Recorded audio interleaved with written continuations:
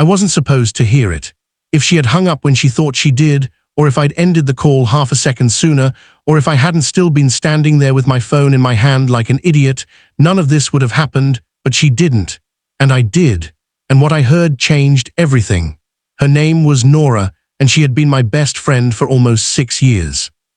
Long enough to know exactly how she took her coffee, exactly what tone she used when she was pretending not to be upset, and exactly how many rings it took before she picked up when I called her late. Usually 2. That night 1. Did you get home? She asked the second she answered. I smiled before I could stop myself. Hello to you too. Did you? Yes, Mom, don't start. That was Nora, quick, warm, slightly dangerous when she was in a good mood. We met in college because she stole my seat in a campus cafe and refused to apologize for it. I had gone up to get a refill, came back, and found her sitting in my chair using my charger drinking a coffee. She admitted 10 minutes later was also mine. You're unbelievably calm about this, she said. I'm deciding if you're charming enough to survive it. She grinned and said, I usually am. She was right. After that, we became the kind of friends people always misread. Late-night food runs, movie marathons that turned into arguments, phone calls on bad days, phone calls on good days, phone calls when nothing was wrong and one of us just didn't feel like being alone. People assumed there was something more. We always said there wasn't, or more accurately, I said there wasn't. Nora usually just smiled in that unreadable way of hers and let people think whatever they wanted. That should have told me something. So should the way she always got quiet when I mentioned dating someone, or the way every relationship I tried felt temporary in a way Nora never did. But some people become such a built-in part of your life that you stop asking what they mean because the answer feels too big. So I didn't ask. I just called her when I got home after a terrible date with a girl named Elise who had spent most of dinner checking her reflection in the back of a spoon. That bad. Nora asked when I finished describing the evening. She asked me if I thought emotional availability was genetic.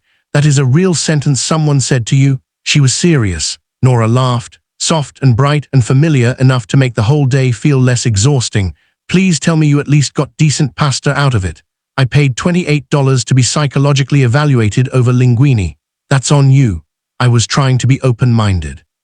But trying to be stupid politely. Also true. I could hear her moving around her apartment while we talked. Cabinet doors, running water, the low hum of her kettle. It was such a normal call. That was the strange part. So normal that I almost missed the way she kept going quiet whenever I mentioned Elise again. You know, I said, stepping out of my shoes by the door, I think I'm officially done with dating apps. That's probably healthy or dramatic. With you it can be both. Laughed and leaned against the kitchen counter. What would I do without you? The line went quiet, not dead quiet, just that slight pause that means a question landed somewhere deeper than it was supposed to. Nora, I'm here. Her voice had changed a little softer. Then she cleared her throat and said almost too lightly, probably date women who don't interrogate you over pasta. That is a very high bar. You'd be amazed how low the current standard seems. I smiled. Good night, Nora. Good night. I pulled the phone away from my and was just about to end the call when I heard it. Not silence, her voice. Fainter now, a little away from the phone like she'd set it down on the counter without realizing the line was still open. At first I only caught pieces. Just got home. Then another voice, female tinny through speakerphone. Her friend Chloe, I thought. And then Nora again. Clearer this time. No, I know, she said, sounding tired in a way she never sounded with me. That's exactly the problem. I froze. Chloe said something too muffled to make out. Then Nora let out a breath that sounded suspiciously like frustration. I don't know what else to do, she said. He calls me after every bad date like I'm supposed to help him find the right girl, and I just sit there pretending that's normal. Something in my chest tightened. I should have hung up, I know that. I didn't.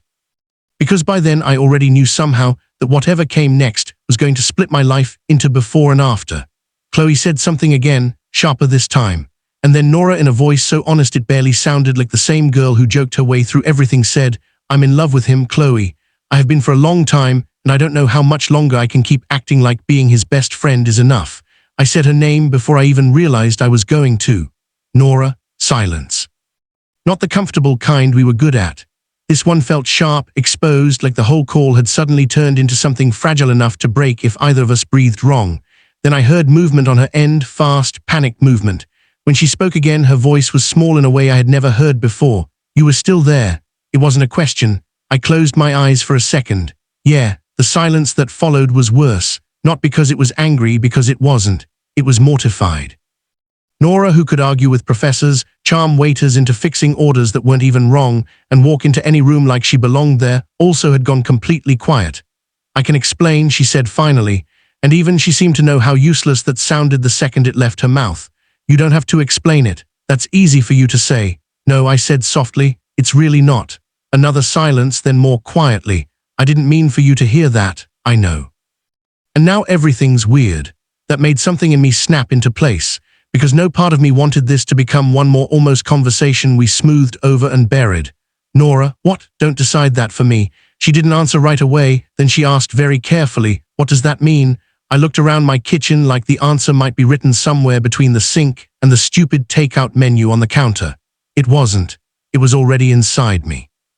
And maybe it had been for longer than I wanted to admit. "It means," I said slowly, "I think I've spent a long time not asking myself the right question." I heard her breathe in. "What question?" "Why every girl I go out with feels wrong the second I start telling you about her." That got me another silence, but a different one this time. Not broken, listening. I kept going before I could talk myself out of it. "You want the truth. I think I called you after bad dates because you were the person I actually wanted." I just never let myself finish that thought. I laughed once under my breath, which is a pretty embarrassing way to live in hindsight. When Nora finally spoke, her voice had changed again, still nervous, but softer now, less afraid. "Are you saying this because you feel bad?" "No, because if you are, I need you not to." "I'm not." I leaned against the counter, suddenly too restless to stand still. "I'm saying it because the worst part of hearing what you said wasn't that it shocked me." I swallowed. It was that it made too much sense. I could almost feel her processing that through the line. Then she asked, "What do we do now?" I didn't hesitate this time. "I'm coming over." "What?" "I'm not having this conversation through a phone you accidentally didn't hang up." "Nate," I'm already putting my shoes back on. That got the smallest breath of laughter out of her, shaky and disbelieving. "You are impossible. You've known that for 6 years." "And yet," she murmured, "that one nearly got me."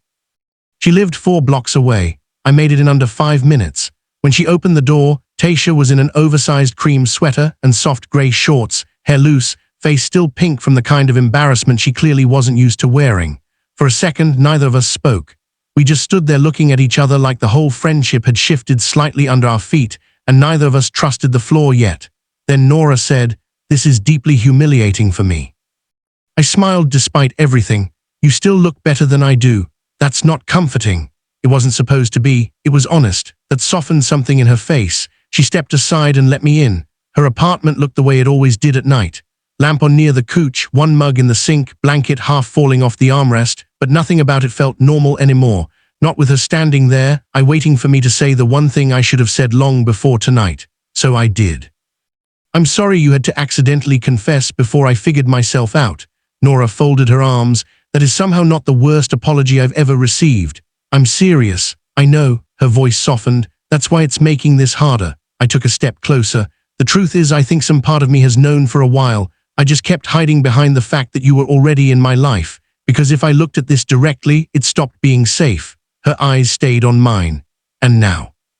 "Now I think I'm done pretending the center of my life is somewhere else."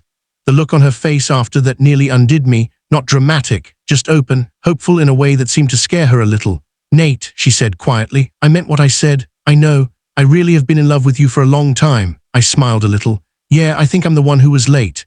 That finally made her laugh, soft and warm and relieved. And once she laughed, everything got easier.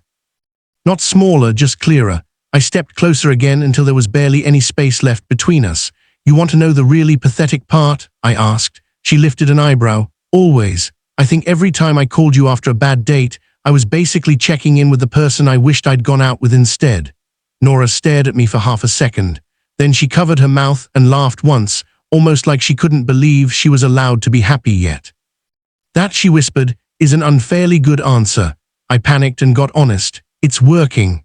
I lifted a hand to her cheek, just slow enough to give her time. She didn't move away, so I kissed her, soft at first.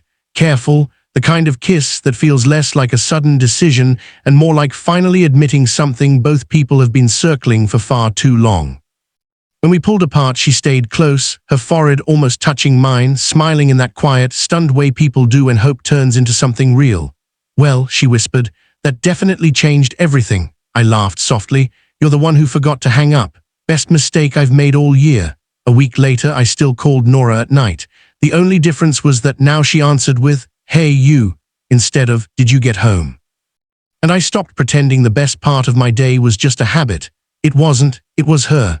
It had probably been her for longer than I knew how to admit. And so, tell me, if you were in my place, what would you have done after hearing that confession? Leave it in the comments. And if you like this story, don't forget to like the video, subscribe to the channel, and I'll see you in the next one.